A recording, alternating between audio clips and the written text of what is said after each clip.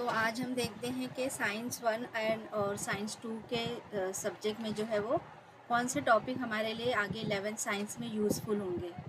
तो अभी फ़िलहाल एग्ज़ाम से रिलेटेड कोई भी मालूमात नहीं आई है कि किस तरह का एग्ज़ाम होगा या इंटरनल असेसमेंट लिया जाएगा। तो जब तक उस वक्त तक हम क्या करते हैं, हम जो हमारी 10वीं की किताब में है साइंस 1 और 2 की जो किताब है, और जो बच्चे साइंस स्ट्रीम लेना चाहते हैं तो वो बच्चे कम से कम ये सबक को जो है वो अच्छी तरीके से इसमें जो कॉन्सेप्ट दिया गया है वो क्लियर कर लें, ताकि आगे जो है वो 11th साइंस में जाने के बाद उनको जो कोई प्रॉब्लम ना आए। तो हम देखेंगे कि साइंस 1 में जो है वो शकली कशिश का जो सबक है ये इम्पॉर्टेंट है। इसमें 11th में इससे रिलेटेड सबक नंबर 5 ग्रेविटेशन दिया हुआ है। इसके बाद सबक नंबर 2 जो है वो ये शकली कशिश जो है वो फ़िज़िक्स में हमारे काम आ सकता है, फ़िज़िक्स में।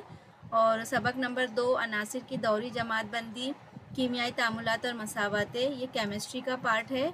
और ये जो है वो इसमें जो भी टॉपिक्स हम पीरियोडिक टेबल हमने पढ़े हैं, मसावतें पढ़े हैं हमने, मसावतों के उसके सिंबल्स है, नाम है, वो याद किए हैं। तो ये तमाम चीज़ें हमको केमिस्ट्री में याद काम आ जाएगी, वहाँ पर हमारे लिए बहुत यूज़फुल होगा।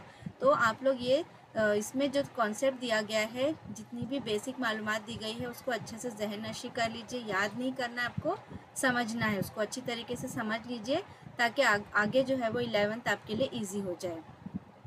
इसी तरह से सबक नंबर 6 निराफ़े नूर जो है वो ये फ़िज़िक्स में आपको काम आएगा। सबक नंबर 13 है आपका कुछ वेव से रिलेटेड कोई लेसन है, वहाँ पर आपको ये काम आएगा। ठीक है, तो इसमें जो भी मालूमात दी गई है तो वो आप उसमें से पढ़ लीजिएगा, इसमें से भी आप बेसिक कॉन्सेप्ट को समझ लीजिएगा। इसके बाद सबक नंबर 9 कार्बनी मुरक्कबात। कार्बनी मुरक्कबात ये बहुत ज़्यादा इम्पॉर्टेंट है केमिस्ट्री सब्जेक्ट के लिए हमारे पास साइंस स्ट्रीम में, क्योंकि जितना भी ऑर्गेनिक केमिस्ट्री का पार्ट है वो तमाम जो है वो इस कार्बनी मुरक्कबात पर ही मुनस्सिर है। तो कार्बनी मुरक्कबात जो सबक है उसको आप अच्छी तरीके से समझ लीजिए, किस तरीके से कार्बनी मुरक्कबात का ग्रुप क्या है या उसका नाम किस तरह से लिखा जाता है। ये तमाम चीज़ें हमारे 10th की किताब में जो दी गई है, ये तमाम पार्ट जो है वो आने वाले 11th और 12th में आपको ऑर्गेनिक केमिस्ट्री में बहुत यूज़फुल होगा। तो इसलिए आप इसमें कार्बनी मुरक्कबात में भी जितनी भी बेसिक मालूमात है उसको आप अच्छे तरीके से पक्का कर लीजिए।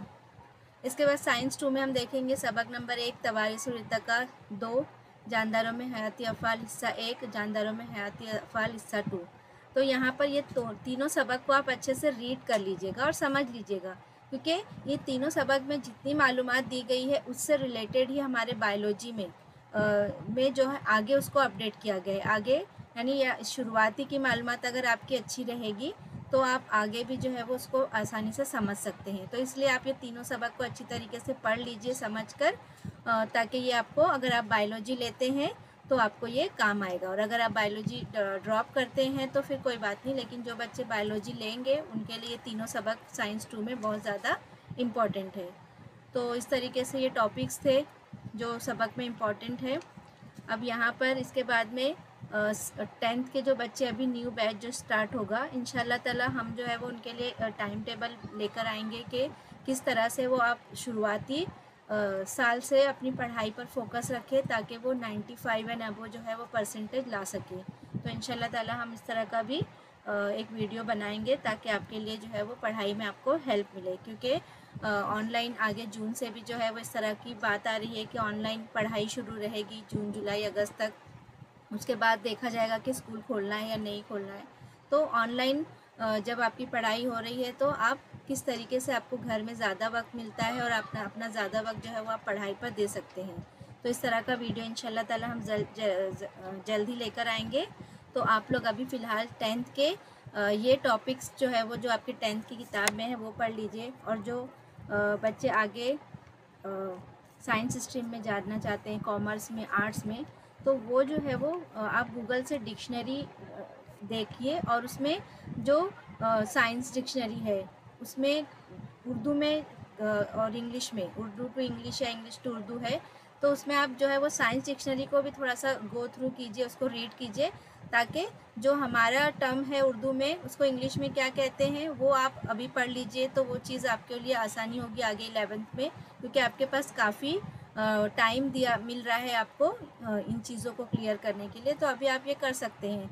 इसी तरीके से जो कॉमन डिक्शनरी आती है, वो बच्चे जो है वो साइंस के अलावा जो दूसरे स्ट्रीम के बच्चे हैं वो कॉमन डिक्शनरी को पढ़ें अच्छी तरीके से, उसमें से मीनिंग्स जो है वो पढ़ें उसको, रोज़ाना उसको इस्तेमाल करें। याद करने की ज़रूरत नहीं है, बल्कि जब आप उसको 3 से 4 मरतबा इस्तेमाल करते हैं अपने रोज़मर्रा की ज़िंदगी में, बोलचाल में, तो वो आपको आपके जहन में बैठ जाता है। तो इसलिए कोई चीज़ आपको रटना नहीं है, पहले उसको समझना है और समझने के बाद आपको लगता है तो आप याद कीजिए। तो इस तरीके से ये आई होप कि ये वीडियो आपके लिए यूज़फुल होगा।